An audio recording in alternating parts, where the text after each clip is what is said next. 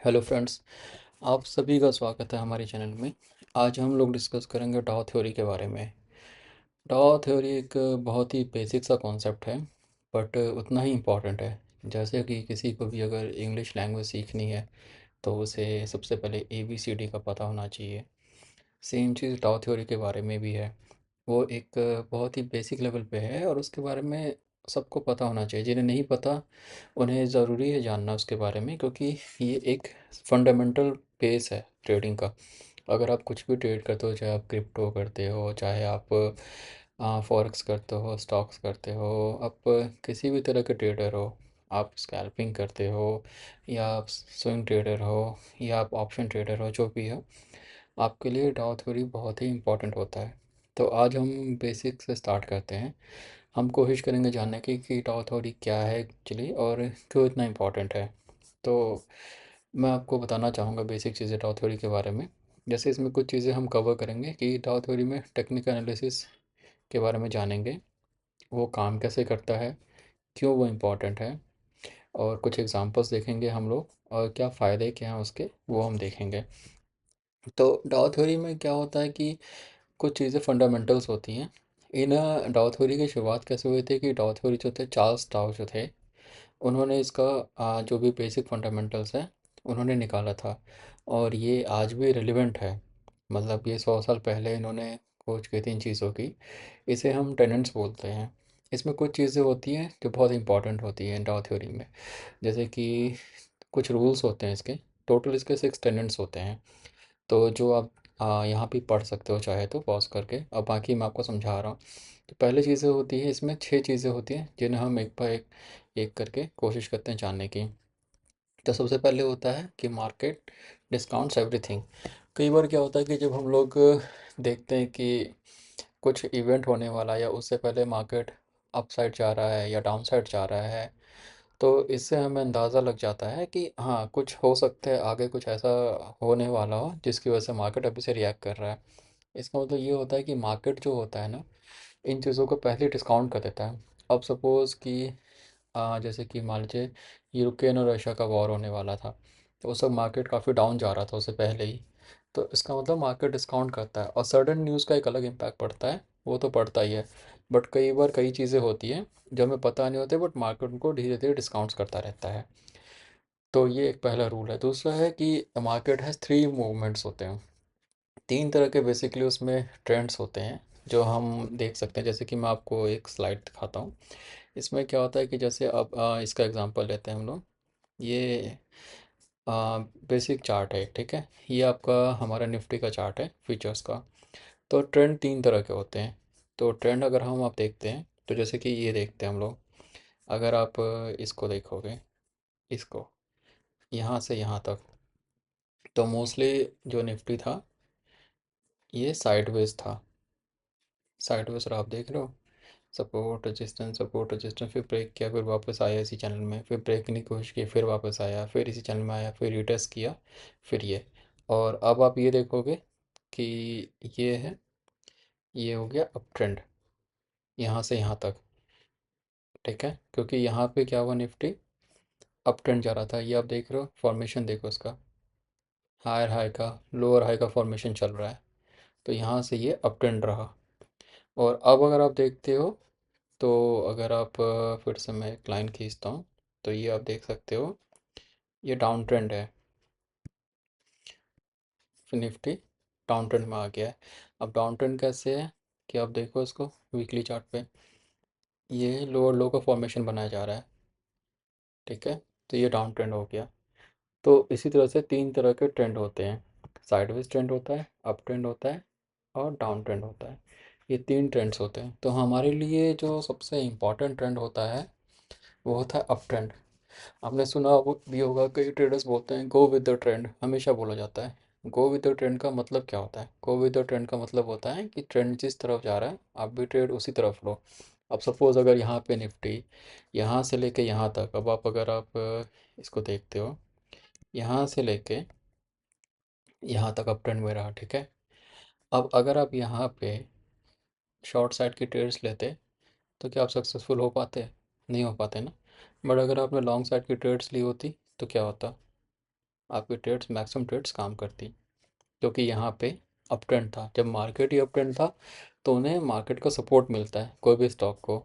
तो आप देखोगे कि इस बीच अगर आप स्टॉक्स को चेक चेक भी करोगे तो मोस्टली स्टॉक्स जो थे इसी सेम फॉर्मेशन में चल रहे थे। तो ये हो गया। अब फिर अगर आप देखते हो इस तरफ आ जाओ, तो ये आ गया डाउन ट्रेंड। अब डाउन ट्रेंड में क्या है कि जो मार्केट है यहाँ से नीचे की तरफ जा रहा है। तो यहाँ पे अगर आप कोई ट्रेड लेते हो तो ऑब्वियसली उसके चांसेस बहुत कम है सक्सेसफुल होने के, फेलियर के चांसेस ज़्यादा हैं। तो इसलिए इसको डाउन ट्रेंड बोला जाता है। डाउन ट्रेंड में ये होता है कि शॉर्ट साइड के ट्रेड लिए जा सकते हैं, जिसमें आप उम्मीद कर सकते हो। बट हाँ, शॉर्ट्स में क्या होता है कि लिमिट में होता है, क्योंकि मार्केट जब भी गिरेगा 10%, 12%, 15%, 5%, 6% गिरता है। बट जो अपसाइड होता है उसकी कोई लिमिट नहीं होती है। अपसाइड किसी भी रेंज में जा सकता है। अब जैसे कि आप ये एग्जांपल देखो। अब अगर हम यहाँ पे देखते हैं तो यहाँ से मार्केट देखें लगभग 40% गिरा था। और ये आपका जो आप चार्ट देख रहे हो ना, ये कोविड का टाइम का चार्ट है, ठीक है। तो कोविड में देखो आप मार्केट कितना गिरा था, ऑलमोस्ट 40% मार्केट गिरा था। बट फिर जब मार्केट रिकवर हुआ तो आप ये देखो कि कितना रिकवर हुआ, 140%। तो अब आप खुद ही बताओ कि शॉर्ट ट्रेड का ज़्यादा बेनिफिट है या अप ट्रेड का। तो ट्रेंड में यही एक होता है कि ठीक है आप शॉर्ट ट्रेड्स लेते हो, बट उसकी एक लिमिट होती है गिरने की, ज़्यादा नहीं गिरेगा वो।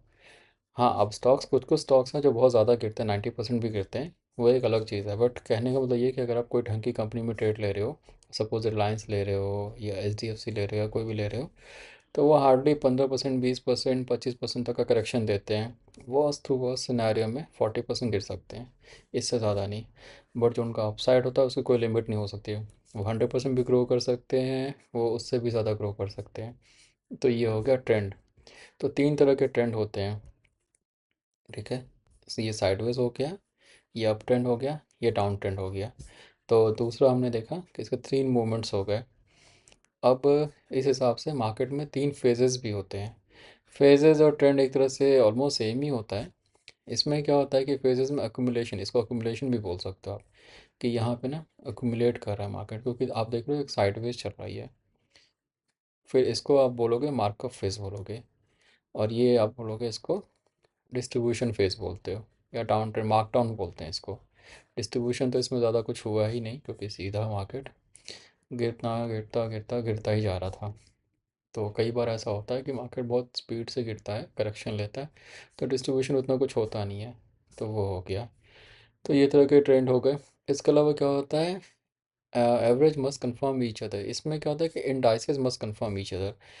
इसमें इंडाइसेस का मतलब क्या हुआ कि अब देखो, अब हम ब्रॉडर मार्केट देखें, अब निफ्टी ये 50 है। अब इसका मतलब ये नहीं कि सिर्फ यही तो निफ्टी है, CNX 500 भी है। अब आप देखो, जैसे कि मैंने निफ्टी 500 का चार्ट खोला, तो इसमें 500 कंपनीज का अकुमुलेशन है चार्ट का। तो ये उस हिसाब से चार्ट शो कर रहा है। निफ्टी 50 में सिर्फ निफ्टी 50 का ही शो करेगा, 50 कंपनीज का। उसी तरह आप स्मॉल कैप देखो, स्मॉल कैप ये 250 है। तो इसी तरह से कहने का मतलब कि जैसे निफ्टी मिड कैप हो गए, निफ्टी का अगर आप मिड कैप का निकालते हो, तो ये देखो मिड कैप कंपनीज का चार्ट है ये। तो ये मिड कैप कंपनीज का चार्ट है, ये भी डाउन ट्रेंड में है। निफ्टी 50 देखो, ये भी डाउन ट्रेंड में है। स्मॉल कैप का चार्ट देखो, ये भी डाउन ट्रेंड में है। फिर आप CNX 500 निकाल लो, ये भी डाउन ट्रेंड में है। तो इंडाइसेस मस्ट कंफर्म, इसका मतलब कि जो ओवरऑल मार्केट है वो एक दूसरे को कंफर्म करना चाहिए। अभी देखो कि सारे में एग्रीमेंट है। एग्रीमेंट मतलब कि small cap, mid cap, large cap जो भी है, सारे के सारे डाउन ट्रेंड में है, मतलब ओवरऑल मार्केट ही डाउन ट्रेंड में है। तो ये एग्रीमेंट हो गया। डिसएग्रीमेंट कब होता है, जब suppose large cap up trend में होता, मिड कैप अप ट्रेंड में होता, स्मॉल कैप डाउन ट्रेंड में होता, तो डिसएग्रीमेंट होता। बट अभी क्या है कि पूरा का पूरा मार्केट पार्टिसिपेट कर रहा है डाउन ट्रेंड की तरफ। तो इंडाइसेस मस्ट कंफर्म का मतलब ये हुआ कि ओवरऑल मार्केट एक दूसरे को कैसा बिहेव कर रहे हैं, मतलब एक सिमिलर बिहेव कर रहे हैं कि नहीं कर रहे हैं। उसी समय ट्रेंड का अंदाज़ा होता है। जैसे कि अभी अगर आप देखोगे तो पूरा मार्केट डाउन है, तो इसका मतलब ये सारे एक दूसरे को कंफर्म कर रहे हैं, इसलिए पूरा मार्केट डाउन ट्रेंड में है। ये हो गया। अब वॉल्यूम कंफर्म्स द ट्रेंड। अब ये क्या होता है वॉल्यूम वाला। अब सपोज़ जैसे कि अब आप ये देख रहे हो, तो वॉल्यूम से हमें क्या अंदाज़ा लगता है। अब आप देखो ये जो है ना, ये सारे रेड ग्रीन, ये तो चलो कलर इरेलीवेंट है क्योंकि, बट ये हमें वैसे भी थोड़ा चार्ट देते तो हमें एक आइडिया देते हैं। जैसे कि आप सपोज़ ये रेड है, तो इसे हम बोल सकते हैं कि यहाँ पे सेलिंग हो रही है, ठीक है। फिर ये देखो ग्रीन कैंडल, तो मतलब यहाँ बाइंग हुई। फिर ये छोटा सा हैमर, मतलब यहाँ पे प्राइस को पुश किया गया। फिर यहाँ पे ग्रीन, फिर ग्रीन, फिर यहाँ पे एक सेलिंग, और फिर एक गैप डाउन, और फिर सेलिंग। तो हम देख रहे हैं कि यहाँ पे वॉल्यूम ज़्यादा है। अब जैसे ये निफ्टी के चार्ट में उतना समझ नहीं आएगा, अगर हम कोई स्टॉक देखते हैं, जैसे सपोज़ मैं कोटक का स्टॉक देखता हूँ, ठीक है, एग्जांपल के लिए। अब ये देखो, ये देख रहे हो बड़ा कैंडल है ये देख रहे हो ये भी बड़ा कैंडल है। पर ये देखो उस हिसाब से, सॉरी वॉल्यूम देख रहे हो कितना बड़ा है, वॉल्यूम कितनी ज़्यादा है इसमें, उस हिसाब से कैंडल कितनी छोटी है। तो ये एक तरह से डिसएग्रीमेंट है, क्योंकि इतने बड़े वॉल्यूम में इतनी छोटी कैंडल नहीं होनी चाहिए। तो यहाँ पे कुछ तो हुआ है। इसको अकोमुलेशन भी बोल सकते हो कि यहाँ पे किसी ने ख़रीदा भी है, या बेचना भी बोल सकते हो। तो हम कैसे पता कर सकते हैं कि हम यहाँ पे एक ट्रेंड लाइन ड्रॉ करते हैं। सपोज़ मैंने यहाँ पे एक ट्रेंड लाइन ड्रॉ कर दिया, ठीक है, ये। अब अगर किसी ने ख़रीदा है ना, तो वो इसके नीचे प्राइस को जाने नहीं देगा, ऑब्वियसली, क्योंकि उसने परचेज़ किया है, उसका रेट ही है। अब वो तो चाहेगा नहीं कि माइनस हो जाए। अब माइनस मान लो यहाँ पे गैप मेंटेन है एक 6% का, 5% का, जो भी है। अब ये जैसे अगर आप ही ख़रीदोगे, तो आप ये तो नहीं चाहोगे ना कि आपका सीधा माइनस हो जाए पोर्टफोलियो 5%, 6%, क्योंकि आप इतना बड़ा वॉल्यूम तो आप कर नहीं सकते हो। ऑब्वियसली किसी इंस्टीट्यूशन लेवल में किया है तो मतलब बहुत अच्छी बाइंग हुई होगी या बहुत अच्छी सेलिंग होगी। तो उस हिसाब से हम लोगों ने एक ट्रेंड लाइन ड्रॉ किया, और फिर आप ये देखो यहाँ पे प्राइस जो है एक्यूमुलेट हो रहा है, इसके नीचे नहीं जा रहा है, ये एक्यूमुलेशन हो रहा है। फिर इन्होंने एक ये रेजिस्टेंस जोन आया, फिर उसको तोड़ा, फिर ये उसको ऊपर गया, उसे रिटेस्ट कर रहा है अभी। तो वॉल्यूम्स देखो आप, इसका मतलब हम ये बोल सकते हैं कि यहाँ पे अक्यूमुलेशन हो रहा है, क्योंकि अगर आप सेलिंग वॉल्यूम्स देखोगे ना, तो बहुत कम है। ये देखो, ये बाइंग वॉल्यूम बहुत ज़्यादा है। ये बाइंग कैसे कंफर्म हुआ, क्योंकि उसने ट्रेंड लाइन को ब्रेक नहीं किया, मतलब ये बाइंग था, ठीक है। सेलिंग देखो, छोटा है, ये कितना छोटा है, ये भी देखो वॉल्यूम कितना छोटा है, ये देखो। तो ये सारे वॉल्यूम्स छोटे छोटे हैं, तो मतलब यहाँ पे जो है एक्यूमुलेट हो रहा है यहाँ पे, और छोटी मोटी जो सेलिंग्स है वो अब्जॉर्व हो रही है। और बाद में धीरे धीरे करके ये प्राइस ऊपर की तरफ जा रहा है। अभी आप देख रहे हो ट्रेंड लाइन के नीचे था ये, फिर इसने ट्रेंड लाइन के पास गया, उसे ब्रेक किया, फिर ट्राई रिटेस्ट किया, फिर उसे ब्रेक किया, फिर रिटेस्ट किया, फिर अब उसे ऊपर आने की कोशिश कर रहा है। तो ये इस तरह से वॉल्यूम से कंफर्मेशन हमें देखना होता है, क्योंकि कैंडल्स का कलर रेड भी हो सकता है, ग्रीन भी हो सकता है, बट कितनी बाइंग है कितनी सेलिंग है वो आपको वॉल्यूम से ही मालूम पड़ेगा। तो इसलिए वॉल्यूम देखना बहुत ज़रूरी होता है। इसके अलावा a trend continues until a clear reversal occurs. इसका मतलब क्या होता है कि जब तक आपको रिवर्सल ना मिले ना ट्रेंड में, तब तक वो ट्रेंड को हम कंटिन्यू ही मानते हैं। अब देखिए जैसे कि यहाँ पे क्या चल रहा है, ये ट्रेंड ऊपर की तरफ ही जा रहा है। अगर मैं यहाँ पे सपोज एक छोटा सा चैनल ड्रॉ करता हूँ यहाँ पे, मान लो ऐसे किया मैंने, ठीक है। तो अभी आप देखो कि ये जो ऊपर की तरफ जा रहा है ना, तो ये अपना हायर लो का फॉर्मेशन ही बना रहा है। ट्रेंड मतलब नीचे नहीं जा रहा है, ट्रेंड ऊपर ही है। ये अप ट्रेंड कहलाएगा, क्योंकि ये इसका फॉर्मेशन हायर हाई और हायर लो का है, ठीक है। ये देखो, पुल बैक, फिर ऊपर, पुल बैक, फिर ऊपर, पुल बैक, फिर ऊपर, फिर पुल बैक, फिर ऊपर। हाँ, अब जब ये इसको ब्रीच कर देगा, अब सपोज ऐसा हो कि ये नीचे आया, फिर इसने थोड़ा सा ऊपर गया ये, और फिर इसने सपोज कि इसको नीचे नीचे की तरफ गया। तो मैं बताता हूँ आपको कैसे। अब सपोज इसने प्राइस को नीचे किया, फिर यहाँ से गया, फिर यहाँ से ऐसे गया, ठीक है। अब मान लो गिर गया, ये ज़्यादा गिर गया, बट हम मानते हैं यहाँ तक गिरा, ठीक है। तो ये हो गया ट्रेंड चेंज, क्योंकि अब उसका फॉर्मेशन जो था वो टूट गया है। अब ये लोअर लो का फॉर्मेशन में आ गया है। तो जब तक ये रिवर्सल ना हो, तब तक हम अप ट्रेंड ही बोलेंगे। तो ये अप ट्रेंड हो गया। तो ये है डाउ थ्योरी का बेसिक टेनेंट्स हैं जो आप देख सकते हो। ठीक है। अब डाउ थ्योरी क्यों इम्पोर्टेंट है? अब देखो आपने हर किसी से सुनने सुना है आपने कि trend is a friend always, trend in the favour of market. तो आप जैसे कि आप मान लो कि ट्रेंड आप देख रहे हो, अप ट्रेंड देख रहे हो, डाउन ट्रेंड देख रहे हो, साइडवेज ट्रेंड देख रहे हो, हर तरह के ट्रेंड्स होते हैं। तो अब जो होता है मोस्टली जो ट्रेडर्स होते हैं वो अप ट्रेंड में करते हैं। डाउन ट्रेंड में जो ट्रेडर्स होते हैं वो शॉर्ट वाले होते हैं, पर मोस्टली जो ट्रेडर्स होते हैं जैसे स्विंग ट्रेडर्स हो गए या हम लोग जैसे ट्रेडर हो गए, वो मोस्टली अप ट्रेंड में ट्रेड करना प्रेफर करते हैं। क्योंकि अप ट्रेंड में क्या है कि आप लिमिटेशन नहीं है उसमें, उसमें आप उसे उसको कर सकते हो, टारगेट्स को आप चेक कर सकते हो, वो बढ़ते ही जाएंगे। आपको भी स्टॉक पुराना उठा के देख लो, जैसे मेरे पास सपोज लिस्ट में ये है, ठीक है। अब अगर मैं इसको ऐसे करता हूँ, या चलो मैं इसको मंथली चार्ट पे ले आता हूँ। तो अब देखो, अब मान लो कि ये गिरा यहाँ से, तो अब मैं देख रहा हूँ कि चलो किसी ने मूव कैप्चर कर लिया, 57% तक का मूव कैप्चर कर लिया होगा उसने, ठीक है। इससे ज़्यादा कैप्चर नहीं कर पाया ना वो। अब उसी ने यहाँ पे ट्रेड लिया, शॉर्ट ट्रेडर ने, फिर यहाँ पे, अब वो यहाँ पे वेट करता रह गया। अब यहाँ पे क्या हुआ कि इसने बेस बनाया, और बेस बना के इसका ट्रेंड चेंज हो गया, और अब देखो 300% का मूव दिया इसने। तो आप ये देख सकते हो ना कि जून 2020 से लेके 2021 तक में 300% का मूव दिया इसने। अब देखो इसे ट्रेंड को कैसे, यहाँ पे गिरा, बेस बनाया, फिर ऊपर की तरफ आया, फिर बेस बनाया, फिर उसको ब्रेक किया।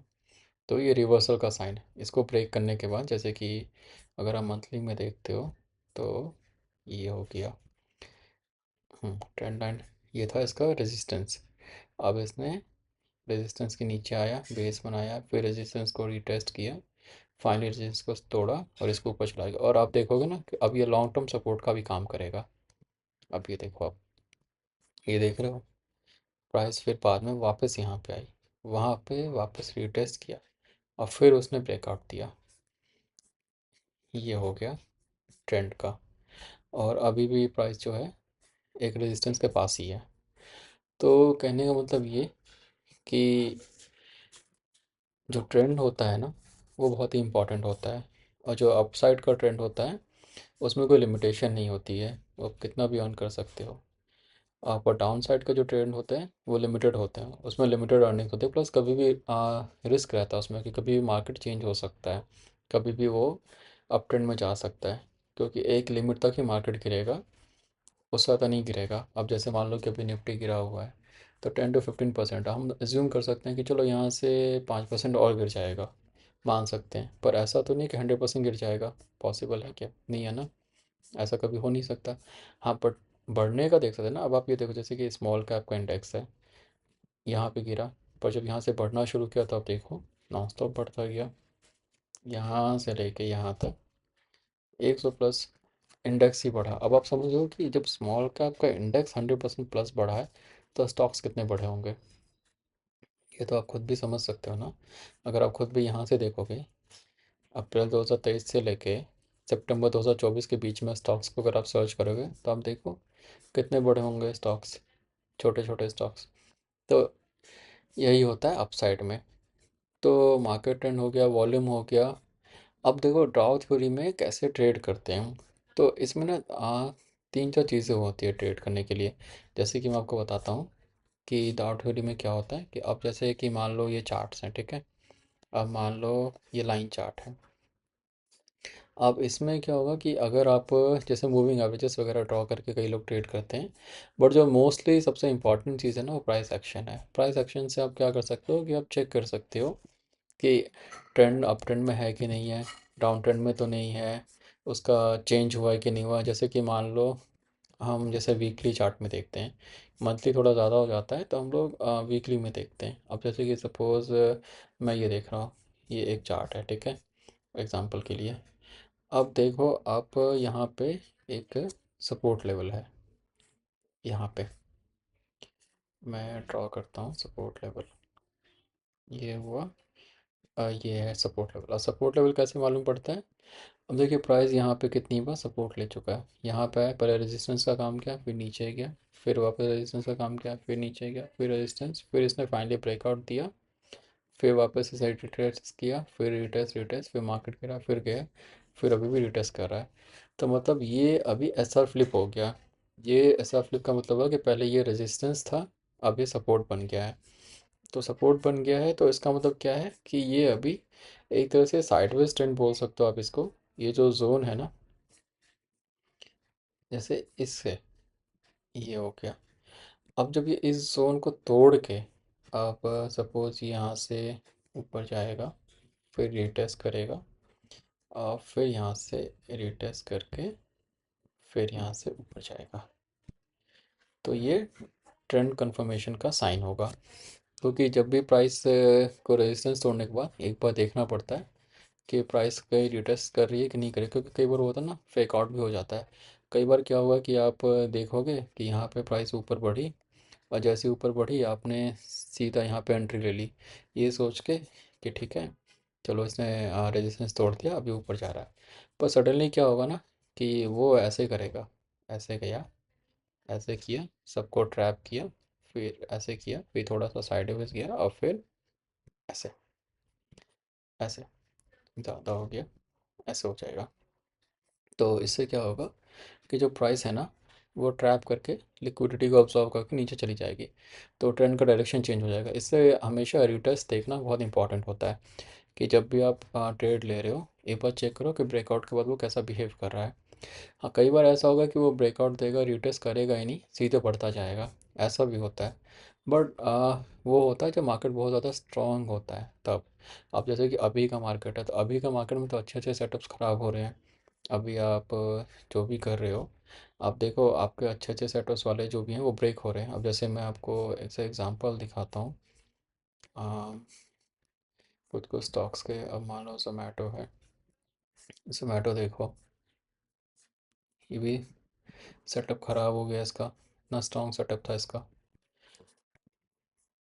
ये अभी देखो आप, नीचे है, ये उसके ऊपर आ गया था, ट्रेंड लाइन के ऊपर आ गया था, ये रिटेस्ट कर रहा था बट सस्टेन नहीं कर पाया, कैप डाउन हो गया। जबकि ऑलरेडी प्राइस देखो कितना नीचे जा चुका है अपने ऑल टाइम हाई से। अगर मैं देखता हूँ तो ऑल टाइम हाई से लगभग 30% करेक्शन कर चुका है। तो कहने का मतलब कि ठीक है, जब मार्केट अच्छा नहीं होता ना तो अच्छे अच्छे सेटअप्स काम नहीं करते हैं, बहुत सारे सेटअप्स जो होते हैं ब्रेक कर देते हैं। अब आप एस सी एल देखो, एस सी एल इतनी बड़ी कंपनी है, गिरती जा रही है, गिरती जा रही है। यहाँ पे देखो इसे बेस बनाया था, अगर मार्केट कंडीशन फेवरेबल होता तो यहाँ से वो ऊपर जाता, बट नहीं, मार्केट सपोर्ट नहीं कर रहा है, तो वो और नीचे चला गया। इसी तरह ब्रिटानिया हो गया, आप देखो।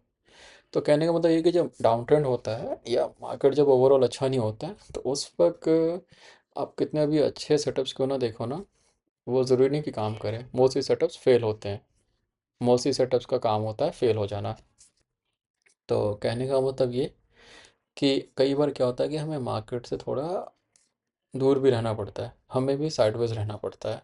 हमेशा मार्केट में इन्वॉल्व नहीं हो सकते हो। दुनिया में कोई भी ऐसा ट्रेडर नहीं है जो पूरे टाइम पैसा कमा सके। अभी के टाइम में जो भी ट्रेड कर रहा है मोस्टली लूज़ कर रहा है। एक साल पहले को जो भी ट्रेड कर रहे थे सब गेन कर रहे थे, क्योंकि सारे स्टॉक चल रहे थे। हाँ, जिनको नॉलेज थी वो थोड़ा ज़्यादा कमा रहे थे, जिनको नॉलेज नहीं थी वो थोड़ा कम कमा रहे थे, बट कमा सब रहे थे। और अभी क्या है कि मार्केट डे बाय डे कुछ नया करता है। अब देखो जैसे कि ये है, अब मार्केट देखो, यहाँ पे काफ़ी ज़्यादा सेलिंग हो गई थी, फिर मार्केट हो गया गैप डाउन से खुला, गैप डाउन, अब लगा कि सेलिंग एग्जॉस्ट हो गई है, तो मार्केट और नीचे जा रहा है। पर एक चीज़ में प्लस पॉइंट क्या है कि आप देख सकते हो कि ये जो है ना अभी अभी भी सपोर्ट के पास ही है, सपोर्ट को तोड़ नहीं रहा। तो ये अभी भी एक पॉजिटिव साइन है। तो ये डाउ थ्योरी का एक वो हो गया, चेक करने का तरीका हो गया। तो डाउ थ्योरी में ये हो गया कि अब लोग पूछते हैं कि अब तो हमारे पास इतने सारे इंडिकेटर्स हैं, जैसे कि आर एस आई हो गया आपका, मैकडी हो गया, स्टोकेस्टिक हो गया, बहुत सारे इंडिकेटर्स हैं, तो अब उसकी ज़रूरत क्या है? तो उसका कहने का मतलब यही हुआ ना कि आपको इंग्लिश आती है but A B C D की ज़रूरत क्या है? तो पॉसिबल है क्या कि अगर आप ए बी सी डी ना जानते हो उसके अलावा आप इंग्लिश बोल पा रहे हो? अगर बोल भी पा रहे हो तो कैसे बोल पा रहे हो, आप वही समझो ना। तो डाउ थ्योरी वही हुआ कि ये रिलेवेंट है, आज से 100 साल पहले भी रिलेवेंट था। पुराने चार्ट्स को भी उठा के देख लो, आप कितने भी पुराने चार्ट्स में चले जाओ, आप कितना भी बैक डेट में चले जाओ। अब जैसे मान लो कि आप कितना भी बैक डेट में चले जाते हो, इसका निफ्टी का ही चार्ट देख लेते हैं। ये देखो, अब ये देखो 2019 का चार्ट है। 2019 में अगर आप ऐसे चाहते हो तो आप देख सकते हो ना, ये देखो। अब सपोज़ मैं यहाँ से देखता हूँ इसको, ये देखो ट्रेंड कैसे चेंज हो रहा है। ये देखो, यहाँ बेस बनाया, यहाँ बेस था, ठीक है, फिर उसको तोड़ा, सस्टेन नहीं कर पाया। ये देखो, ये उसका बेस था। अब जिसे भी नॉलेज होती वो पहले यहाँ से निकल चुका होता, यहाँ पे निकल चुका था, क्योंकि ऊपर देखो। अब आप ये देखो कि ट्रेंड जो है इसके बाद हायर हाई के फॉर्मेशन में नहीं आया, साइडवेज जा रहा था। साइडवेज जा रहा था मतलब कुछ तो कुछ होने वाला है, या तो ऊपर जाने वाला है, नीचे जाने वाला है। बट आप देख सकते हो कि हाई मोमेंटम के साथ ट्रेंड नीचे चला गया। तो ये हुआ डाउ थ्योरी का नॉलेज होने से।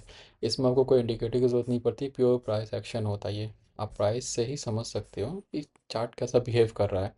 अब जिसे नहीं पता वो बैठा होगा यहाँ पे लेके, यहाँ तक बैठा होगा उसने।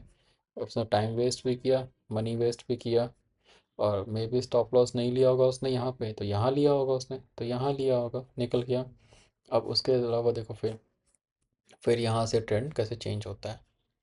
अब ये देखो आप, यहाँ से ट्रेंड चेंज हुआ, अप ट्रेंड में आया, धीरे धीरे धीरे ऐसे अप ट्रेंड में गया। और फिर देखो, फिर कितना टाइम तक अप ट्रेंड ही रहा मार्केट।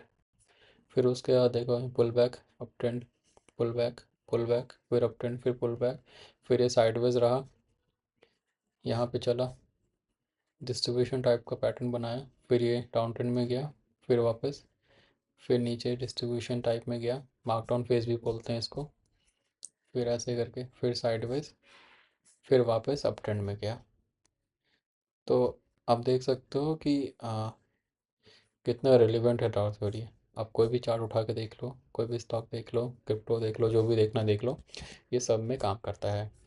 तो इसका मतलब ये हुआ कि डाउ थ्योरी जो है वो बेस है। पहले भी ये इतना ही रिलेवेंट था जितना आज है, क्योंकि हमें जो इंडिकेटर्स होते हैं ना उनको हम लैगिंग इंडिकेटर्स बोलते हैं। अब जैसे सपोज़ मैं आपको यहाँ पे दिखाता हूँ, स्मॉल कैप है, ठीक है।